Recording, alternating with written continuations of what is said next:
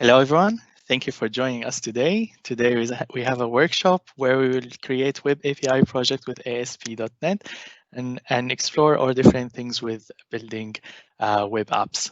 My name is Hassan Mohsini. I'm the program manager in the Reactor in Abu Dhabi. Microsoft Reactors are hubs for founders and developers to meet, learn, and connect to local peers, as well as industry-leading ideas and technology from Microsoft partners and the open source community. It's also home to the Microsoft for Startups program.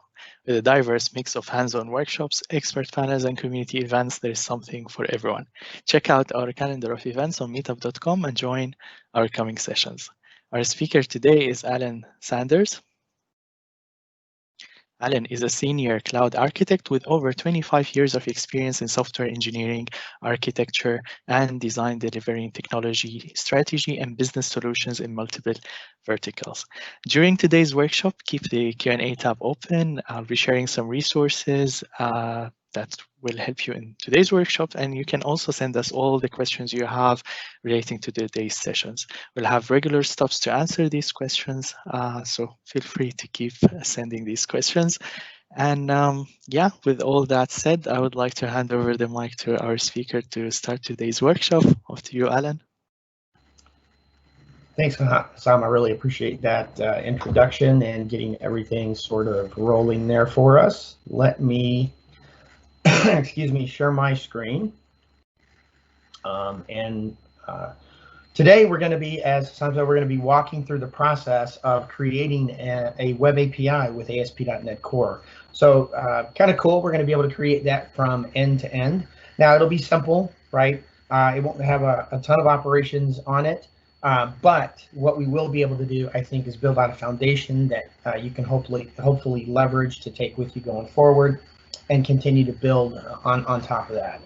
Great technology, great opportunity to be here with you. Very excited. So welcome, everyone. Let me post this link announce this in the chat. And this is something that each one of you can hit while we're together, and then take the opportunity to access that link and follow along. You can actually walk along with me during the execution of this this API tutorial, this workshop. So I'll give you just a sec to hit that. And our focus today, as Sam said, is going to be creating a web API with ASP.NET Core. What is an API, right? API stands for Application Programming Interface. It is a mechanism that we can use to provide points of integration for our functionality to other applications. Could be external applications, could be our own, right? And so it's a way really to, as we're going to see here, enable URL REST-based integration with some functionality that we want to expose and make available for reuse elsewhere, okay? So Microsoft Learn, hopefully you've had a chance to use this before. This is a great platform. Microsoft Learn gives you, covers a lot of different technologies, a lot of different topics, has a great combination of context-sensitive documentation along with tutorials and exercises that you can walk through to help reinforce the material. There are knowledge checks and really a ton of information about a ton of different technologies. So on our journey to stay ahead of the innovation curve, I would strongly recommend that you take advantage of this because I think you'll find it very, very helpful. So why don't we go ahead and get right into it? So we're going to click Start here, which will take us to the first unit, and we're going to be walking through one module.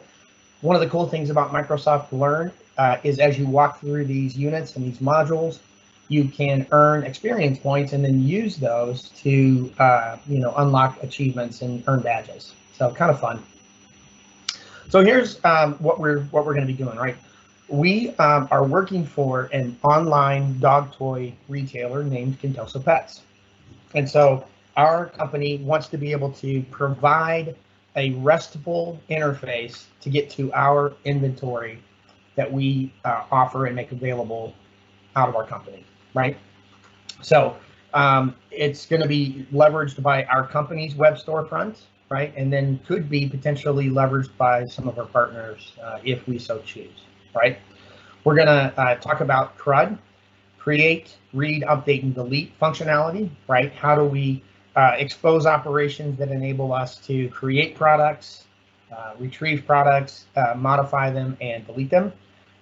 And we're going to be using the .NET Core CLI. .NET Core is a great language, a great really framework platform, because we can write our application in C#, which is what we're going to be doing today. And then through .NET Core, we can actually execute that API on Windows, Linux, or Mac OS. So gives us a lot of opportunity, a lot of flexibility, and can, I think, really help in terms of options for integrating applications and different components that we have making up our software. A lot of times you'll see APIs leveraged in microservices architecture, right, where we're taking a maybe larger application and trying to break it down into smaller pieces, smaller services that are independently deployable and independently scalable. And so this can help sort of set the foundation for that as well. As Susan mentioned, we have a Q&A, so please make sure you ask those questions, and we'll try to get to them as we proceed. So without further ado, why don't we go ahead and get started? We know what we're doing. ASP.NET Core API to provide CRUD functionality for our product catalog. So let's click the continue button here, and we'll get right into it. Now, a lot of times when we're doing this type of development, right, we will leverage an IDE, an integrated development environment. A couple of great ones I might recommend: Visual Studio and then Visual Studio Code, both very, very good tools that you can use to facilitate your development. And you're probably going to use one of those tools as you develop these applications for actual production usage. Now today, since we have a limited time, right, we only have 60 minutes, we aren't going to have time to stand up those environments on our machines as part of our walkthrough here. So Microsoft Learn has provided for us nicely and hopefully a cloud shell that we can utilize right in browser, right? So we can walk through these steps that are going to be on the left-hand side and exercise those steps in the right-hand side, including a sort of IDE of sorts, like a scaled down Visual Studio Code, but it'll all be within browser. So I think that's very cool, and hopefully will, fit our needs here, given our compressed time. So what you're going to want to do is click this button that says sign in to activate the sandbox. And really what we're going to be doing is standing up a sandbox, right? It's going to be a time-based unit of development that we can build code into, and it'll be an execution environment that we can test in. And then after 4 hours, it will go away. So I'm going to sign with my Microsoft account, enter my password, and then I have two-factor authentication turned on, so I'm going to need to enter that verification code.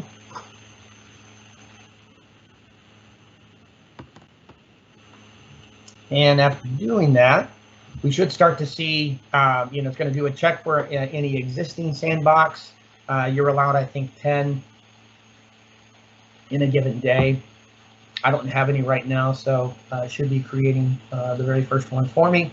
But it's going to be basically standing up resources in Azure, which is kind of cool, right? So ephemeral resources in Azure that we can leverage for the purposes of this 60-minute training session together. So definitely make sure you walk through that and ensure that you can get to this screen, right? If you aren't able to get to this screen, please raise that in the Q&A. So pretty soon here, we will come to a command line prompt. And here we are. So now we have a development environment on the right-hand side that we can use to execute the steps on the left, right? Now this is a fresh development environment. So what we're going to do is set it up. And, there are code examples on the left here. I like to type those things in usually, right? As I'm learning, I like to type the code so that I can actually absorb it, and different people learn in different ways.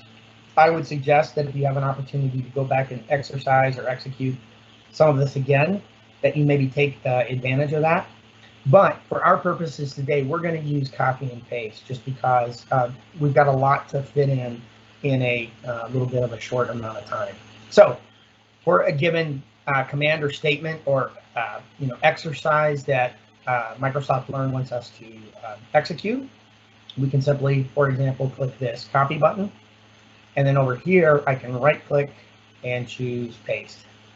Now what this is going to do, and if I hit enter, this is going to install a specific version of the .NET SDK, .NET Core SDK, on this running sandbox instance so that I can then begin to do .NET Core development. And what we're going to do is we're going to leverage the .NET Core CLI to initially scaffold our project, and then to build it, and then to execute it. And we're going to use curl, a utility that allows you to submit requests to URLs. We're going to use that right here from our running sandbox as well. And so once you get this image, we have .NET Core set up. And you can also test that by typing .NET -- version, and you should get back a response, right? You should get back a version number to signify that we've installed .NET, and we are now ready to move to the next step. So in this window, as we're typing, we're going to see sort of text scroll by. If you want, you can type clear. If you type it correctly, type clear to clear the screen so that we have enough space to view what we're trying to do. So first thing we're going to do is scaffold this web API project. I'm going to copy this statement and paste it. Now this is going to use the .NET Core CLI to stand up a new project of type web API, and it's going to direct the output of that project creation step to this folder structure. So we're saying create a new web API project and stick it in this path, please. Hit enter. That's going to, okay, stand that up, right? And now what we can do, if we do an ls for listing the contents of the current directory, we see ASP.NET-Learn. If we copy this statement and paste it, we can actually change directory down a couple of levels, right? So we're going to change directory into ASP.NET-Learn. And then within that folder, we're going to change the directory into source. And within that folder, we're going to change directory into our actual project folder. And if we list the contents here, we'll actually look at these in just a bit differently, but you can see that we have information here that was created by the .NET new statement that we executed above. So one of the cool things about this shell is if you type code dot, we're going to open sort of a scaled down IDE right here in our browser, right? And we can see our code and our project structure on the side here. So we still have our console at the bottom that we can leverage for executing commands, and we will be doing that. But here we have a view that we can use for working with our actual application code. And a couple of things to highlight here, we're going to have this .csproj file that just is used to define metadata about our project. Okay, and pretty light right now because we haven't done much to it. It'll start to expand automatically as we add a package here in a bit. There's also a program.cs, which is contains our main method, and when we start up this application, right, this main method in program.cs will be the first thing executed. There's a startup.cs, which is used in ASP.NET Core to register services and set up dependencies that we might need across the rest of our application when the application starts up. Don't worry, we'll have a chance to walk into specifics of these because we're going to be making changes in them. But I just want to give you sort of a general overview. And then we have here a controllers folder, and we have one existing file that gets created as part of the template. It's called weather forecast controller.cs. Now, controllers are classes in ASP.NET core that provide the points of entry, the actions that our API provides, right? So the controller has actions defined, and those actions are going to be what folks hit when they want to execute our API, when they want to exercise a given operation that our API exposes. So again, we'll get into that a little bit as we start to build out our own. But right now, what we're going to do, and what you can do here is expand this if you need to, there to give you a fresh screen.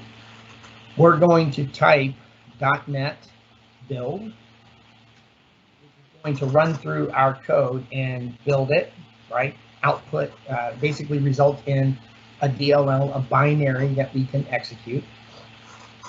And then this statement we can use to actually run. And there's a little bit of a weird syntax here, so I would, for our purposes, we're just going to copy and paste that, but I'll tell you what each element is doing here. Using the .NET CLI, we're going to execute this DLL, which means basically launch our web API, right? We're going to, there could be logging that happens as the API is exercised, right? As we hit different methods, there might be logging associated with the app. If there are errors encountered, those would be logged as well to the screen. Here, we're going to direct that output, any of that log output, to a separate file called contosopets.api.log. And then the ampersand at the end here says, run this in the background. Don't lock up my, don't freeze or attach my command line to that process. Start that process in the background, and then we can continue to interact in the command line area as we proceed. So you should get 0 warnings, 0 errors. We haven't really changed anything, right? We're just using the base project that gets generated for us automatically. And we can test this now, right? If I copy this statement, clear, and paste, we can use curl, which is a Linux utility that we use to hit URLs. Here, we can use curl to exercise our controller action.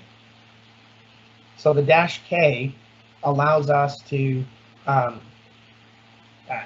attach or interact with the URL in a less secure manner, right? It doesn't require us to have a certificate in order to exercise that URL.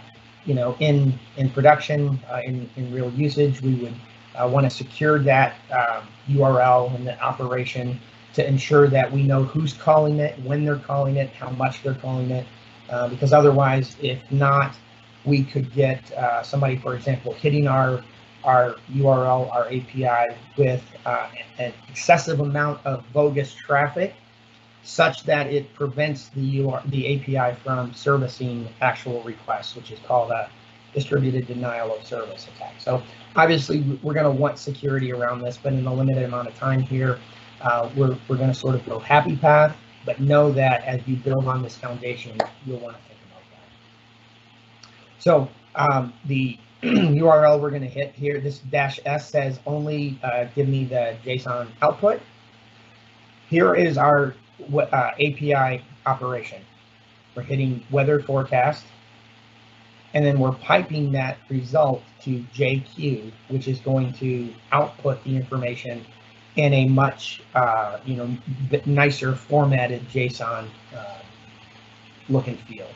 Okay, so we'll get into like what each of these elements are doing, how we call these methods or these operations in just a bit. But let's go ahead and hit enter, and now we can verify that our simple templated application that gets created with the .NET New using the template provided by Microsoft. We now can retrieve JSON data, right? We can retrieve a collection of weather forecasts that include elements like the date, temperature in Celsius and Fahrenheit, description, a summary description, and it's in JSON, right, which is going to be the message format that we use for our requests and responses with our ASP.NET Core APIs.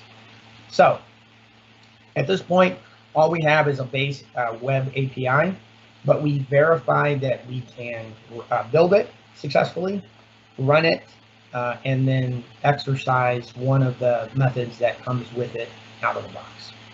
All right.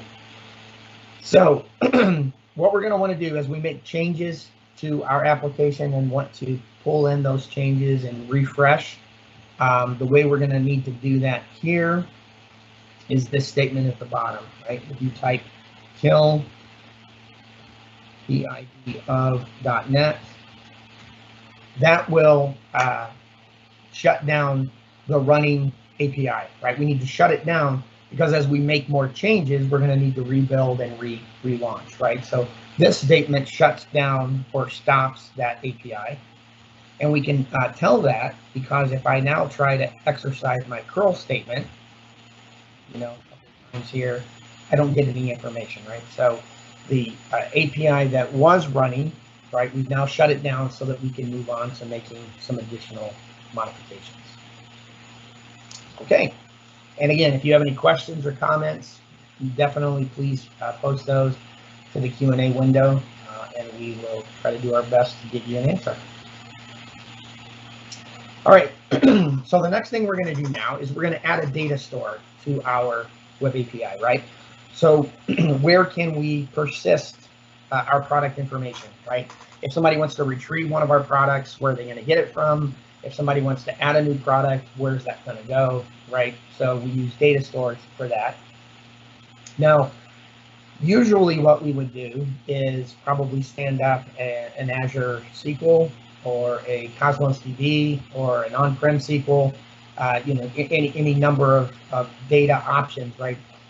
We could stand up a NoSQL, other NoSQL options as well, but we would have a persistent storage mechanism, right? A platform, a database platform that we could leverage for storing our information. Because we have everything sort of right here in the browser and we're a little bit limited in time and you know, we've got a very sort of end-to-end focused use case here. What we're going to do to sort of simulate a database is we're going to use the Entity Framework Core in-memory database provided. Entity Framework Core, Entity Framework is an ORM or an object relational mapping technology that allows us to build out classes, right, that represent our table structures, our data structures, and then allows us to exercise them through collections and method calls, right? And then Entity Framework can translate that on the back end to the necessary statements needed to actually interface with the database. And it's a really nice technology because it gives us some insulation and abstraction away from the database. What we'll see is we're going to stand up a context specific for our in-memory data store. And then the statements we use to access the data would be pretty much the same statements we use to access the data if it was in SQL Server. Now, there could be some nuances that make some differences here and there in terms of how we configure, but for the most part, the Entity Framework Core technology is going to help insulate us from the type of data that we are, you know, data storage structure that we're using, the technology. Which is good because, you know, we're going to use an in-memory database here, which means we'll have a database, but it's only going to be available while the application is running. If we shut the application down, we lose it, right? What you can then do as you maybe continue your studies on this is, you know, begin to stand that up and exercise it in terms of, you know, adding a SQL Server database instead. And there was a question here. Is it possible to do the same with Python? No. I think it is. I've not done that before, but I believe you can leverage Entity Framework Core in Python as well. There might be, if there are modules created for that. I've not actually done that before, but If you're talking about can you stand up an in-memory database and use Entity Framework Core in Python, I think you can, right? So good question. I'd have to do a little bit more digging to know for sure. So let's go ahead and keep those questions coming. Definitely good to have that feedback and interaction as we proceed. All right, so we're going to stand up this in-memory data store, right? And the way we do it, right, is we're going to add a NuGet package to our application, right? So this, I think, is probably the key, Julian. If there is a package that is available to find in pip, for example, to provide that integration with EF Core, then that's probably the way you would go. But here in C# in .NET, we're going to copy this statement here, paste. So we're going to add, using the .NET CLI, we're going to add a new package called Microsoft.EntityFrameworkCore.InMemory. Right, so we're going to add that package to our application to provide us access to EF Core. So that should pull all of that together for us. And then what we're going to do is we're going to create a new model. So in ASP.NET Core for APIs, we'll often have controllers, which are the classes that provide the operators that we're going to be exercising, we're going to be providing the actions that we're providing from our API. And then we might have model classes. Models are going to be, class definitions that represent the entities in our application, and represent our data structures, and can be used to represent some of those relationships as well. So a lot of times that model is tied directly into the database for generating the database dynamically. We're going to create a model to represent one of our products, right? And then we can use that model in our programming, right? And then leverage EF Core to populate that model from the database, the in-memory data store, or push a new instance of that model to the data store. So what we can do is, I'm going to clear this. And now I'm going to copy this statement here. If I paste it, we're going to make a new directory called models, and then we're going to basically create in that directory a new file called product.cs that's empty for now, right? Now, you might not see that immediately, but to refresh your view, you can click this little refresh icon here, right? And now we see models with product.cs. What you'll want to be careful of is make sure you use this one to refresh and not this one. Now, if for some reason your session disconnects, right, and it restarts, your Cloud Shell restarts, you can use this statement. After it restarts and comes back up, you can use this statement to get yourself back to this view, right? So that makes sense if you're, if it just automatically loses connection or restarts on you. If for some reason you need to restart it, you can restart it by clicking this, or if you accidentally click this to restart, you can leverage this to get you back to where you were here, as long as you're within the 4-hour time frame of the sandbox, right? So just keep that in mind. But what we're going to be doing is, right now, all still within this window. So leverage this to refresh. And now what we're going to do is we're going to copy this code, and we're going to put this in our product file. This is going to define our product model. This is going to represent the entity that defines our product structure, right? 3 properties, an ID, which we use to internally identify, a name, and then a price, which is of type decimal. So these properties are read write, and they're going to represent the really columns of our data structure for products. Now, you might notice a couple of interesting, annotations here, or attributes that you may or may not have seen before. In the data annotations namespace, we can leverage attributes like required, which is going to automatically validate one of these for whether or not we provided the name properly, right? We can use required here, validate whether or not we included the price property. We can also add an annotation to validate that the range fits within a given allowable set of boundaries, right? Here we're saying that the price, the minimum value for the price has to be 1 cent. The maximum is the largest possible decimal that you could encounter.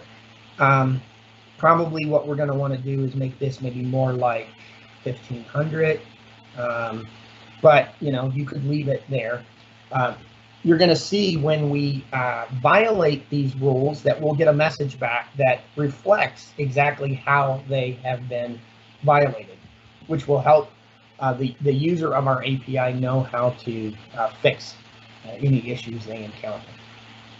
So we've got a price, a name, and an ID for our product.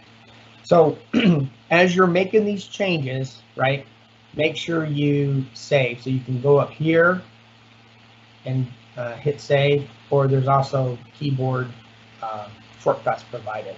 So you're going to want to make sure, and as we're making changes right here, there will be a little dot if there's been a change to the file, right?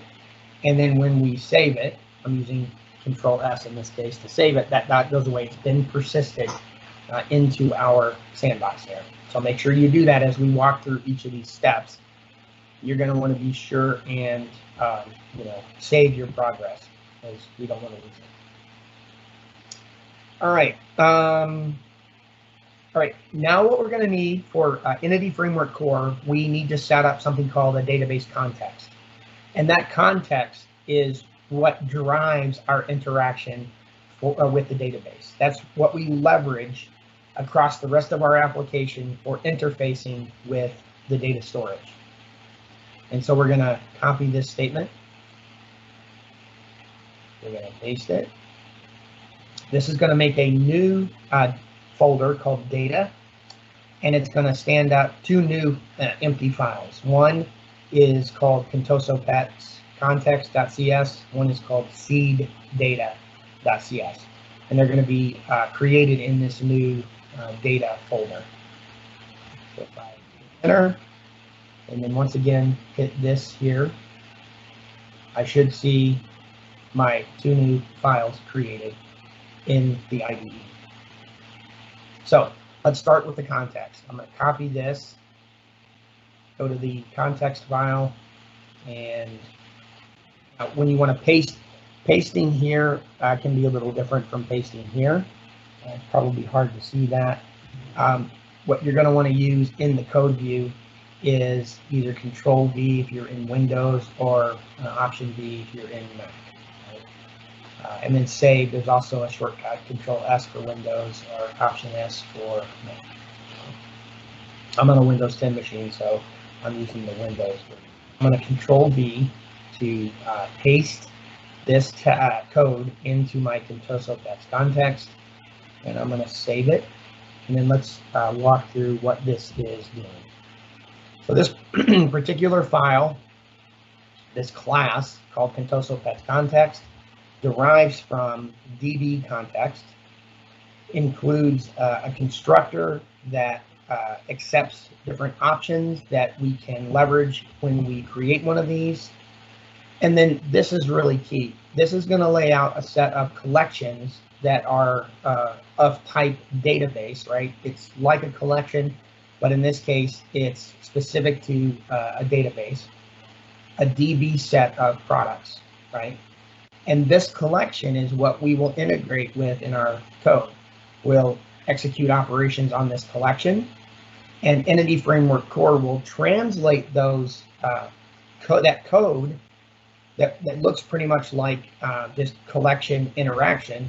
It will translate that code to the necessary database scripts or stored procedures or statements needed to actually execute the statement against the data, whether it be a retrieval or some kind of an update or addition.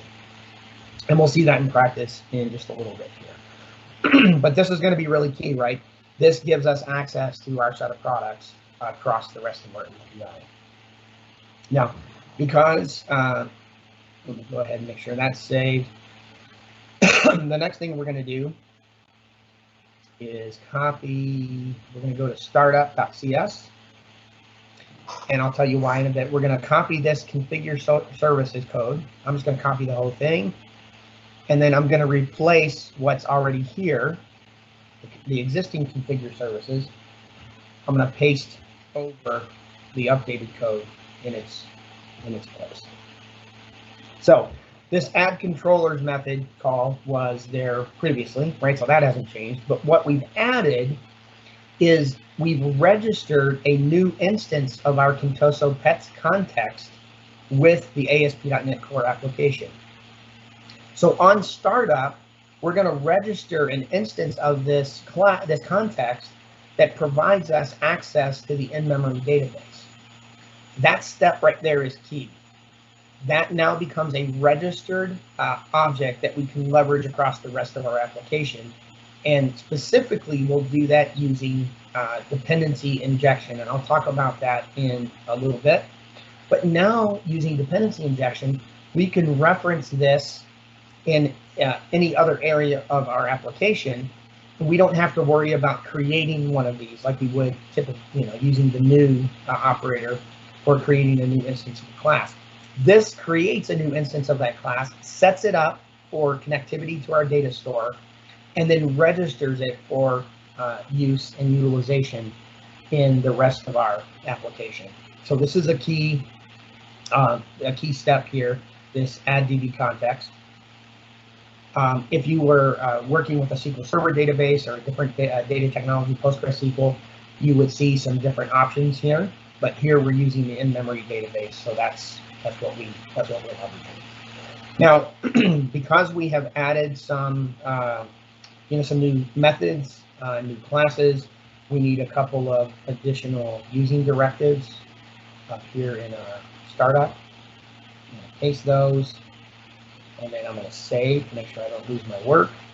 So we're adding a using directive for Entity Framework Core, which gives us access to the add DB context, and then the use memory SQL database. And then we're going to add a using directive for our Contoso Pets.api.data so that we can leverage our Contoso Pets context, right? So adding a couple of using directives just to make sure that this code will compile successfully. So we've saved that change. Let's go ahead now and update our seed data. So let me copy that. Let's open up seeddata.cs and let me paste it. Now, what this class does is this class on initialization, when we call this initialize method, this class is going to leverage our context, check to see if there are any products already in the database. If there aren't any products already in our products table in the database, then this will add 2 initial products, right? 2 seeded products to start with. In production, this is typically not how we would deploy a database.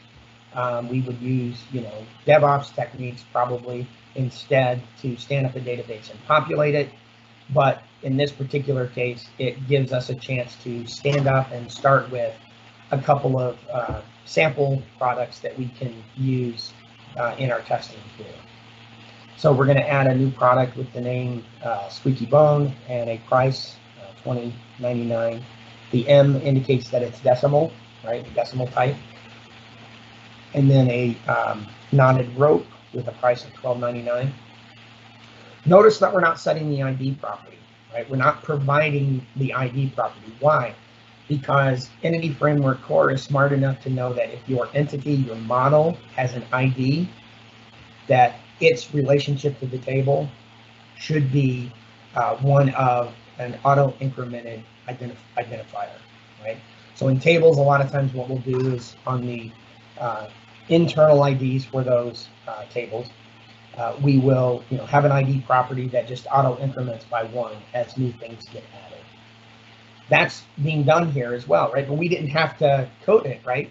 It was defined by the class, the model, and then it Entity Framework Core by convention, right, can say, hey, that ID property, I know what to do with it. So that's something to keep in mind as we proceed. Well, let's go ahead and save this. All right. And then let's, we're going to replace our entire program.cs file. So let's copy this. Let's open our program.cs. I'm going to do Control A, so select everything, right? Delete it. And then I'm going to paste in the new contents. And let's look at what's happening here. As we said, the program file contains the main method, which is going to be the first method executed when our application starts up. And on startup, this is the same as what was there before, right? We're going to create a new host and we're going to run it. That new host that we are creating is going to tie us to our startup.cs class, right? Which is where we have all of our, which is the place where we register our services. We saw one already, right? We registered a new instance of DB context to use in the rest of our application. That's in startup, and this ties startup to our launch automatically. Okay, so that was already in place. The new piece of this is this method called seed database. So the seed database is going to use our host, going to stand up a reference to our context, right? And then is going to make sure the database exists, and then is going to call that initialize method to seed with those couple of initial test records that we saw in seeddata.cs. So this on startup then is going to register our services like our Entity Framework context, and then is going to call the initialize method to seed the data to make sure our database is up and running. There was a question about whether or not this session is recorded. Sam has responded it will be available on YouTube, so thanks for responding to that, Sam. You'll be able to see that probably tomorrow. So our, we got now a database context stood up, right? We've scaffolded in our database. It's an in-memory database registered for use across the rest of our application. And then we have seeded it with a couple of initial test records. I'm going to save that so I don't lose my work. Now, what we're going to do now is just make sure that everything still works together. All right. We haven't added any new operators, right? But what we have done is build out some infrastructure to support our API ultimately, right? We stood up an in-memory database, and now we are going to seed that database and make sure we have access to the information going forward. So we can type .NET build, which is going to build and make sure everything is good. You might notice here, if I go to the .csproj file, metadata now reflects that I have a new package reference, right? My in-memory EF core library. So, that's something to keep in mind as well. You can kind of see what's going on here package-wise in the .csproj metadata. But what we've done is executed, right? Built, rather, I'm sorry, the code as it stands, and made sure that we got 0 warnings and 0 errors. So what we have now is a web API with infrastructure for databases that we can begin to code operations against, right? We have a model to represent our product. Now we're going to expose operations that clients of our API can utilize to either retrieve products or persist new ones. Let's move to that next exercise, adding a controller. Again, make sure all of your, you don't have any dots up here that you're saved. And we can continue. So a controller, again, is a class that provides the public interface for our API. It provides a set of actions, and often they're RESTful. REST stands for Representational State Transfer. REST is a resource-based, stateless protocol for leveraging loosely coupled integration for APIs, right? Often, right? So with ASP.NET Core, we're creating a REST API. That REST API is going to be coupled with HTTP as a communications protocol. HTTP has a set of verbs that provide access to specific actions, like creating new ones and reading or retrieving existing ones, right? Our CRUD functionalities that we're going to be talking about here shortly. So we're going to create a controller, and that then becomes the public interface for any clients that want to leverage our API. To do that, we can copy this statement or this code here. I can paste that here, which is just going to create a new controller file called productscontroller.cs in the controllers folder. When I hit enter, again, I might have to refresh my view just to make sure that my new file exists. So by convention, controllers are named with some value that you want to use to represent the resource that it provides access to, and then the word controller at the end of the name, right? And so we see that here: weather forecast controller, products controller. Now, when we integrate with this controller to exercise actions on our API, we're not going to include the controller part in our URLs. We're only going to continue include the products part. Similarly, if we wanted to exercise operations exposed by weather forecast controller, we would hit URLs that have in their path weather forecast without the controller. And that's just a convention that ASP.NET Core uses, right? We name it products controller, and then we use products as our accessor for the URLs. And we'll see that here when we build out the initial controller here. So let's grab this code. Let's copy this code and paste it into our products controller. And then let's walk through what this is doing. So this is a class called products controller that derives from controller base. It has a couple of attributes associated to it. API controller is something that ASP.NET Core uses, or that we can use with our controllers in ASP.NET Core to take care of a lot of the background wiring for us automatically. So that when we pass in parameters, like query string parameters on our URLs, or we pass a body, for example, on a post, API controller helps this class know how to map that to input parameters on our operations. So it makes for a nice connection so that we can leverage those parameters in either the body or on the URL, and they will automatically be mapped to matching input parameters on the methods themselves. This route controller basically indicates what the base what base route we use to get to these operations. And this term or syntax here basically means use the name of the controller, which is going to be products. right? The square brackets say use the name of the controller as the route, right? So products, if we want to retrieve a product, we're going to hit something at products. If we're going to add one, we're going to hit something on our URL at /products, and we'll see that shortly.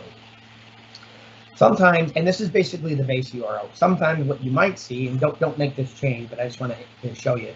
Sometimes you might see something like that, right? In that case, what we will need to hit on our URL is our base, our base host, right?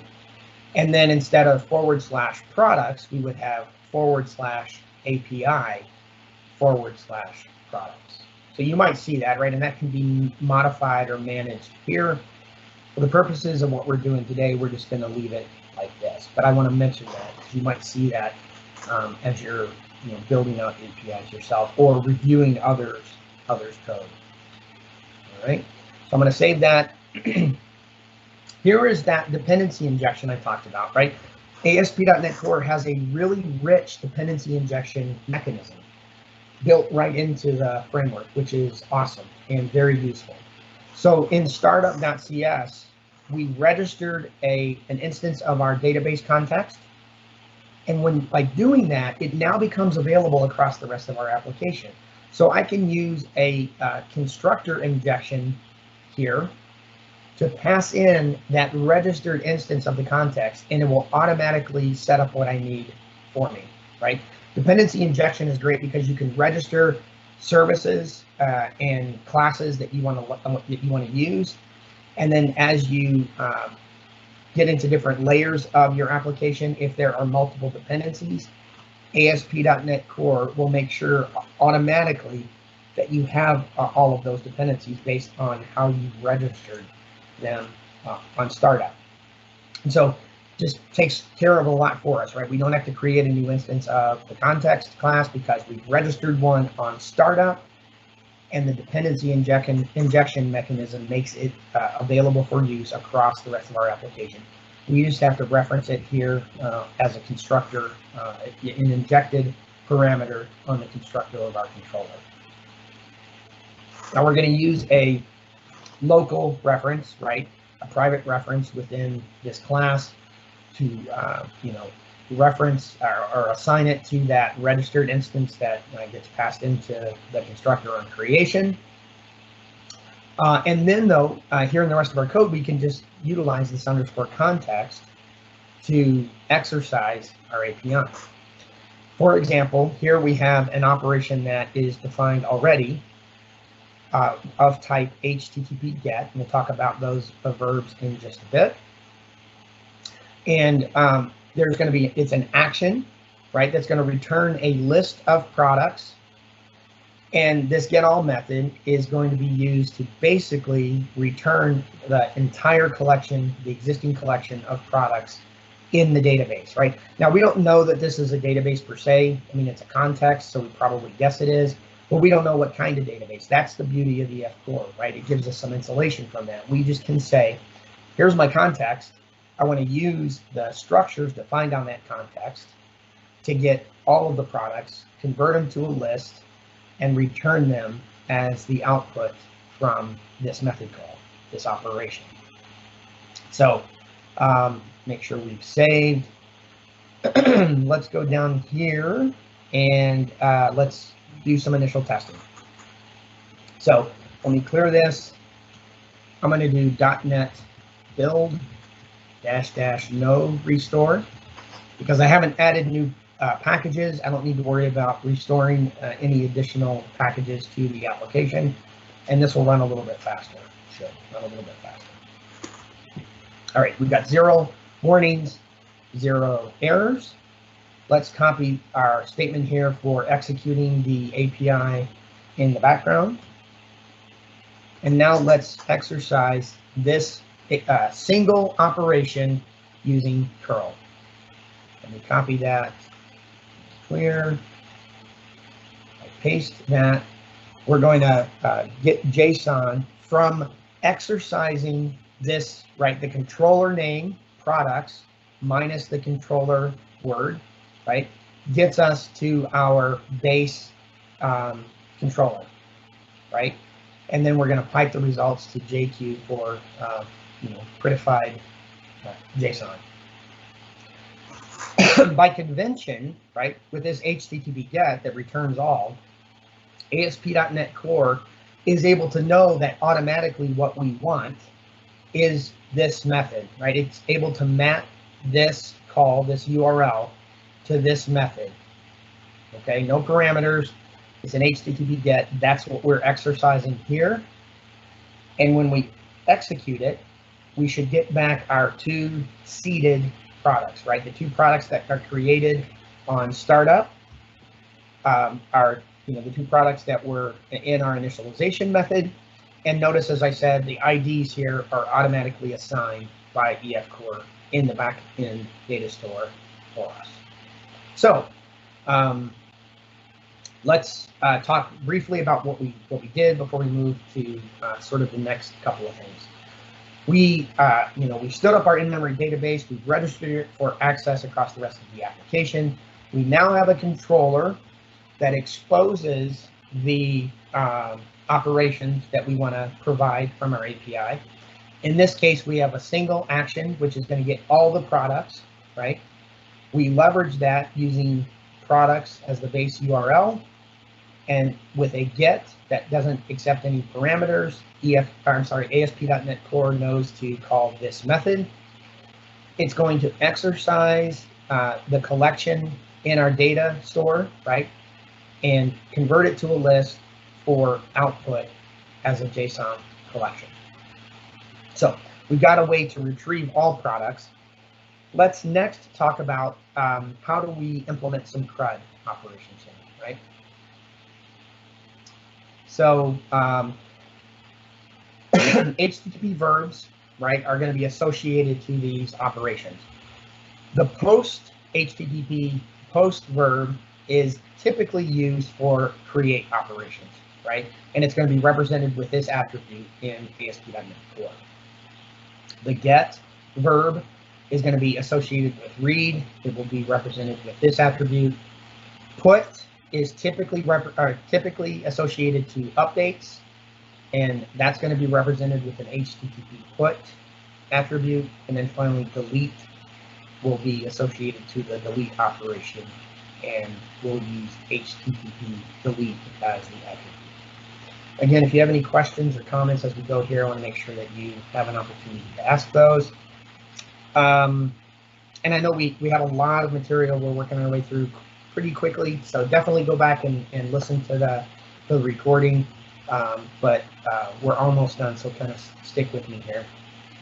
So we're going to use these verbs on our controller actions to indicate what type of interaction a client can have with our API.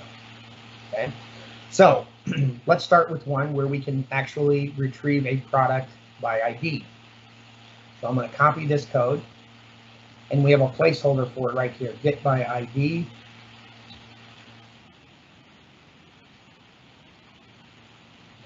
Add this over so it's nicely formatted with the rest of the code. But let's see what it does here, right? So this is going to be exercisable via get only. It's going to expect an ID to be passed in on the URL.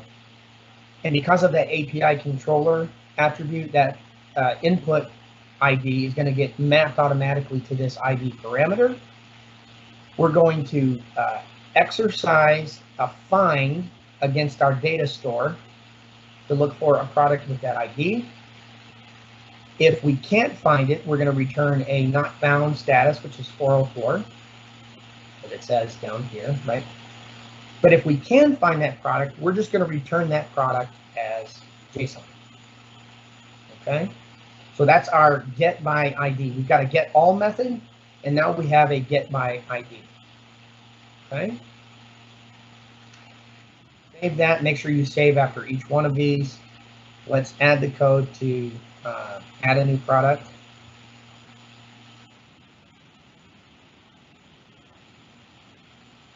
This is going to be callable as a post. It's going to expect to receive a product definition in the body as JSON, and ASP.NET Core is able to automatically map that to this input parameter on the action, assuming that it can match property names. It's then going to execute an add in the backend data store against the products collection, and then actually execute a method to persist those changes to the data store. That's what this is doing. And then with REST, to keep the clients and services loosely coupled, a lot of times when we create new things, we're going to return back a hypermedia link that provides access via URL to the newly created product. And that's what this does. This returns a 201 that we created something. It's going to return the JSON for the newly created product, but it's also going to, in the give us a hypermedia link to get at that new product again if we need to or want to. Let's save this. We're going to copy this code for updating, paste that here.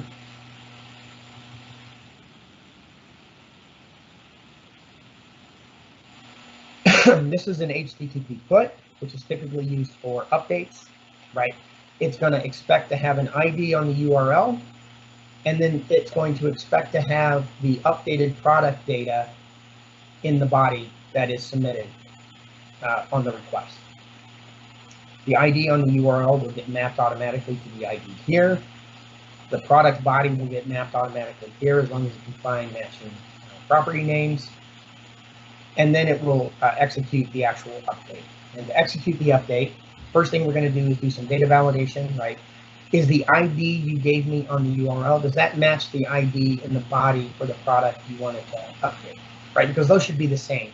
If we're hitting that specific ID on the URL via route and then giving it a product update, the IDs should be the same. The other properties might be different, but the IDs should be the same. That's how we uniquely identify or reference a product in our data store. If those IDs don't match, we're going to return a bad request, which is of type 400, right? If they do match, we're going to take that updated product, apply it to the, we're going to add it as an entry to our context, which EF Core will then automatically map to our collection of products. Again, really, really cool, right? We don't have to do things like we don't have to do property mapping, right? In this particular case, we can just say, add this to the context. EF Core is smart enough to know that based on its type, its model, what collection to add it to, right? And set its state equal to modified. So we can find it and update it in place. And then when we save our changes, that will be persisted. And then we're going to return a no content, which is a 204.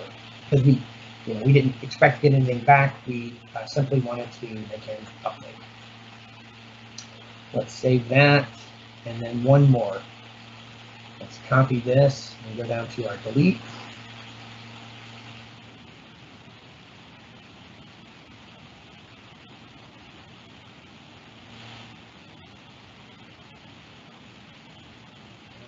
Over.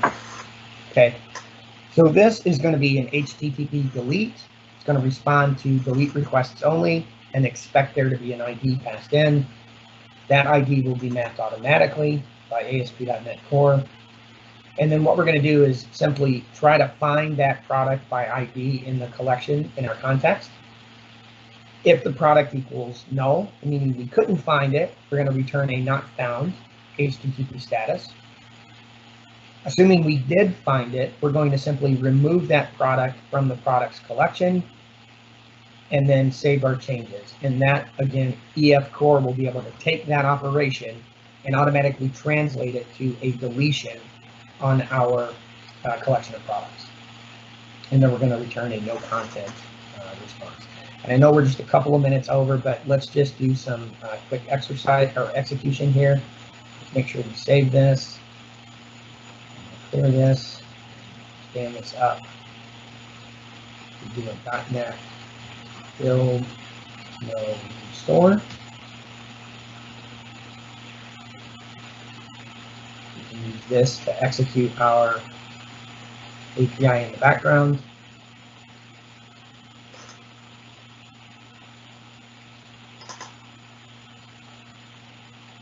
Oh, you know what? I forgot to kill my last one. Sorry.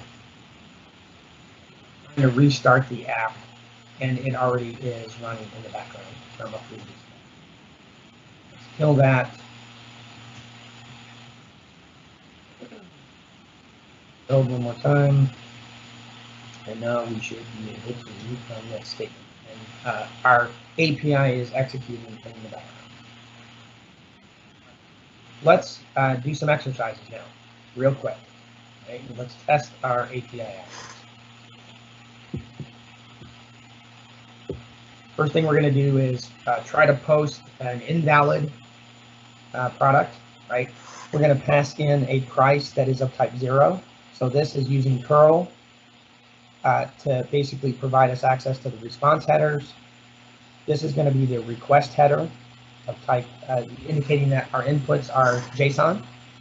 Here is our post request, and here's the JSON that we're posting, the body that we want to post to this operation. And then here is the URL, right? And so it's able to map based on the base URL, the base route, and then the verb. It knows how to find the right action to execute. When I run this, it's going to give me an error because, right, the field price has to be between 0.01 and 1500 because of that range data annotation we put on our model. You can now paste a valid one. Right here we have a valid price for flush scroll. That should come back with a 201, right, created. Here's the JSON for the new product. And here's that hypermedia link that allows us to get back to it in the response header when and if we need to. Here, we can get a specific element by ID.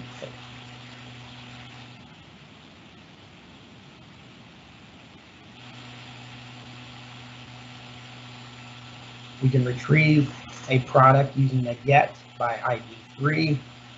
That knows how to map to the right operation to retrieve the newly created product.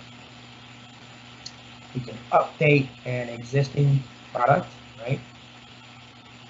We can pass in a put operation, and then we can pass in the value of 2 for the ID on the URL, with a body that has 2 for the ID of the product, and then we're updating the price in this case.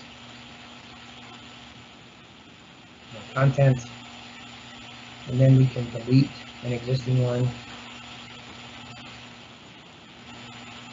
We're going to delete, pass in a delete operation.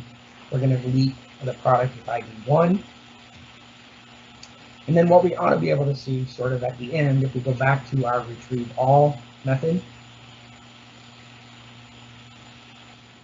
our updates, right? Product 1 is gone. Product 2 has been updated, right? And we've got a new product called Flush Scroll. So, last thing I want to say before we close up, we're going to skip the knowledge check because we ran out of time, but feel free to go back and do this. In the summary, what you can do is actually copy this statement, paste it, and this will zip up all of your your code in this shell and download it to your local system so that you can continue to build on it. And that's what I would suggest you do, right? Go back to this, continue to build out this code, work on it in Visual Studio Code or Visual Studio, add in a SQL Server database, continue to build on this foundation, right? A couple of links that I want to provide to you for some further study. There's a list of additional ASP.NET Microsoft Learn topics. Here is a link to a Channel 9 series on .NET Core 101. And here's a link to the Channel 9 series for ASP.NET Core. So make sure you take advantage of those. Apologies for going over a little bit, but I wanted to make sure we got all this in. Hussam, I think Hussam will now post a survey link.